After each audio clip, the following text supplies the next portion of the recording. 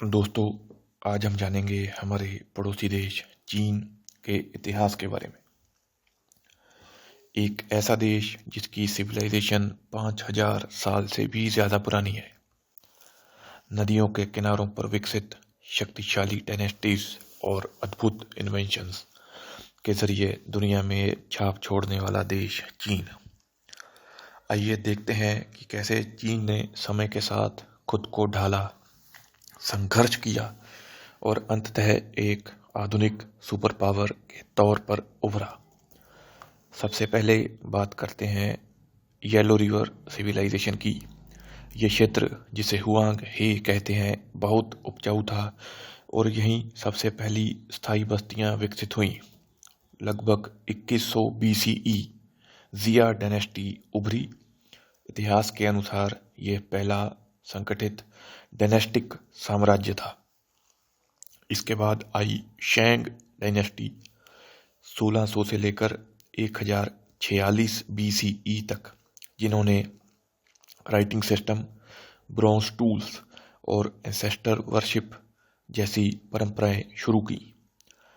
फिर आई ज़ोहू डायनेस्टी 1046 से 256 BCE तक, जिसने फ्यूडल सिस्टम और कन्फ्यूशियस धर्म, डाओइज्म जैसी फिलोसफीज को बढ़ावा दिया, जो आज भी चीनी संस्कृति का कोर है।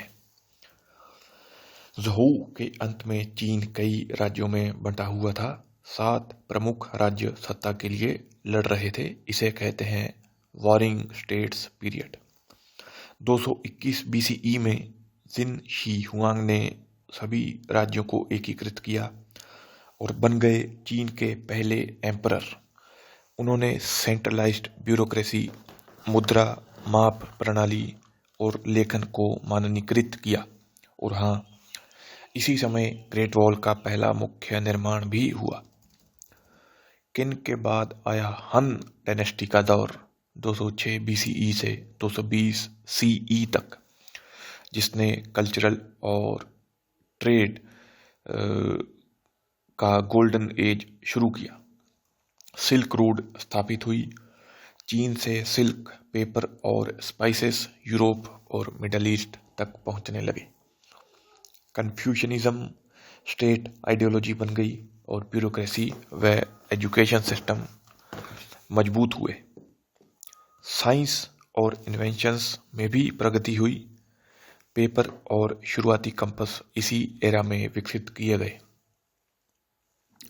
हन के पतन के बाद चीन फ्रैगमेंटेड हुआ, लेकिन सुई और टैंग डायनेस्टी के तहत एम्पायर को पुनः कंसोलिडेट किया गया। टैंग डायनेस्टी को कल्चरल और आर्टिस्टिक पीक माना जाता है।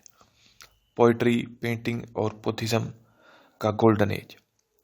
सुई डायनेस्टी का समय 551 से लेकर 618 AD तक था और टैंग डायनेस्टी ने 618 से लेकर 907 AD तक राज्य किया। फिर आया सोंग डायनेस्टी का काल 960 से लेकर 1279 ईसा पूर्व तक। ट्रेड और इकोनॉमी मजबूत हुई और गन पाउडर और प्रिंटिंग का आविष्कार हुआ। युआन डायनेस्टी में मंगोल्स का रूल आया, जिसमें कुबलई खान ने चीन को डोमिनेट किया और फॉरेन ट्रेड बूम हुआ। मिंग डायनेस्टी 1368 से लेकर 1644 ईसा पूर्व तक शासन में रही। ये फेमस थी ग्रेट वॉल की रीबिल्ड के लिए, व्हाइट एंड ब्लू पोर्सलिन के लिए और sea voyages of Zheng He. Qing dynasty चीन की आखिरी डायनेस्टी थी। इसने राज किया 1644 से लेकर 1912 ईसा पूर्व तक।